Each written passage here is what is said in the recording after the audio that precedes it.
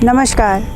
आज हम बात करेंगे ईश्वर कौन है, कौन चलाता है इस दुनिया को। तुम माँ के गर्भ में थे, सांस लेना भी नहीं आता था, फिर भी तुम जी रहे थे। वहाँ कोई तुम दुकान तो नहीं चलाते थे, फिर कैसे जिए? वहाँ तुम्हारे ना हाथ थे ना पैर, फिर तुम कैसे जिए? खाना कौन दे रहा था तुमको? हाथ पैर नहीं थे, फिर भी तुम्हें खाना मिल रहा था। आंखें नहीं थी, फिर भी तुम जिए। कुछ भी तुम्हारे पास नहीं था कि तुम कुछ भी वहाँ कर सको, लेकिन तुम फिर भी जिंदा थे। ना कोई वहाँ दुकान चला रहे थे, ना कोई व्यवसाय कर रहे थे, ना तुम खाना पका रहे थे, फिर भी जिए। फिर जब तुम गर्भ से बाहर आए, पता चला कि तुम आने ही वाले हो। माँ के स्तन में दूध तैयार था, तुमने माँ के स्तन से दूध पिया, पानी जैसा दूध। उससे तुम्हारी हड्डी, मांस, मज्जा बनी। किसकी मर्जी से?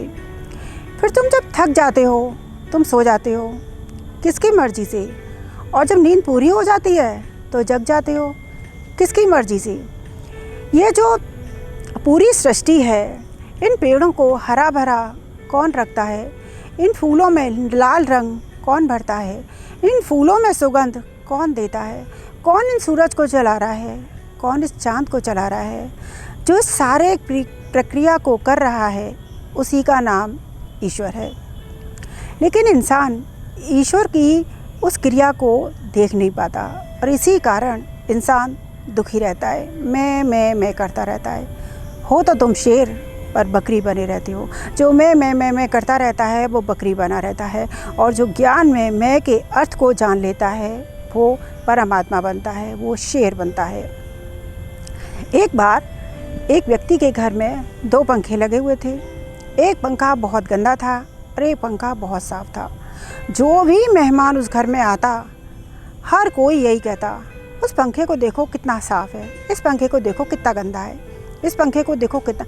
हर जो पंखा गंदा था, हर कोई उसकी बुराई करता। क्यों? क्योंकि उस पंखे ने जिम्मेदारी ले रखी थी। वो पंखा रोज़ इस्तेमाल होता था, वो चलता था, इसलिए वो गंदा था और सबकी बुराई सुन रहा था। सबको ठंडक भी वही दे रहा था। यही ज़िंदगी का हाल है। जो हमारे घर की सबसे ज़्यादा जिम्मेदारी लेता है, वो सबसे ज़्यादा बुरा कहलाता है। और जो आराम से बैठता है, इधर की उधर बकवास करता है, वो सबका भला बना रहता है। लेकिन एक चीज़ का ध्यान रखना चाहिए, जो सबका भला बना है ऊपर से, समझ लो वो किसी का सगा नहीं है, वो कभी किसी के काम नहीं आएगा। वक्त आने पर सबसे पहले वही भागेगा। एक बार 4 दोस्त थे। चारों दोस्तों में बड़ी दोस्ती थी। चारों दोस्त हर समय साथ में रहते, कभी अलग नहीं होते थे। एक दिन चारों दोस्त लेट नाइट पार्टी में गए। वहाँ उन्हें काफ़ी देर हो गई। वो ये भूल ही गए कि सुबह उनका टेस्ट है। सब कुछ भूल भाल के वो मस्ती से रहे। सुबह उन्होंने अपनी शर्ट पे, और चारों ने जो शर्ट टी शर्ट पहनी, सब पे ग्रीस लगाई, मिट्टी लगाई, और वहाँ पे टीचर के पास पहुँच गए। टीचर ने कहा प्रिंसिपल के पास जाओ। प्रिंसिपल के पास पहुँचे और कहा सर, कल हमारा बहुत तेज़ एक्सीडेंट हो गया था, टायर फट गया, गाड़ी फट गई, हम जैसे तैसे ज़िंदा बची हैं, इसलिए हम टेस्ट नहीं दे पाएंगे, क्योंकि कल हम पढ़ नहीं पाए एक्सीडेंट की वजह से। इसलिए हमें 3 दिन का समय दिया जाए और हम अच्छे से पढ़ लेंगे, फिर हम टेस्ट देंगे। टीचर बोला ठीक है, कोई बात नहीं, तुम 3 दिन पढ़ के आ जाना। बाहर आके चारों दोस्त बड़े खुश कि हम जीत गए। 4 दिन बाद चारों दोस्त टीचर के पास आ गए। टीचर ने उनको अलग अलग कमरे में बिठाया, चारों को अलग अलग कमरा दिया, और चारों को सिर्फ 2 प्रश्न दिए, और उसी प्रश्न के पूरे नंबर थे, यानी कि 100। पहला प्रश्न था कि इसमें तुम अपना नाम लिखो। चारों ने अपना नाम लिख दिया। दूसरा प्रश्न था कि गाड़ी का कौन सा टायर फटा, गाड़ी का आगे वाला दायां या बायां, या गाड़ी का पिछला हिस्से का दायां या बायां। चारों के आंसर गलत थे। सबकी चोरी पकड़ी गई।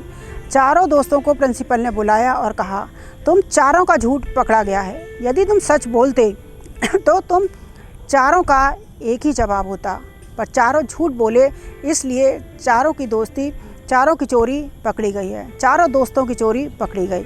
वो बहुत शर्मिंदा हुए, माफ़ी मांगी, और फिर आगे से कर्मनिष्ठ बनकर पढ़ने में मन लगाया, और बहुत अच्छे से पढ़ाई करके अच्छे इंसान बने। ईश्वर कौन है? इंसान को कर्म करते समय, हर कर्म करते समय ये ध्यान रहे कि वो करने वाला ईश्वर है। जब तुम माँ के पेट में थे तुम सांस भी नहीं लेते थे, फिर भी तुम जी रहे थे। जब तुम बाहर आए माँ के पेट में, तुमने कभी सांस नहीं ली थी। तुम्हें सांस लेना किसने सिखाया? किसने कहा कि तुम सांस लो? माँ के पेट में तो नहीं लेते थे, बाहर आके कोई प्रैक्टिस भी नहीं हुई, फिर सांस लेना तुम्हें किसने सिखाया? इसी का नाम ईश्वर है, जो अनजाने में तुम्हारी हर इच्छा, हर ज़रूरत पूरा कर रहा है, तुम्हें जिंदा रखे हुए है। उसी का नाम ईश्वर है। धन्यवाद। आज के लिए इतना ही, फिर हम किसी और दिन किसी और विषय पर चर्चा करेंगे।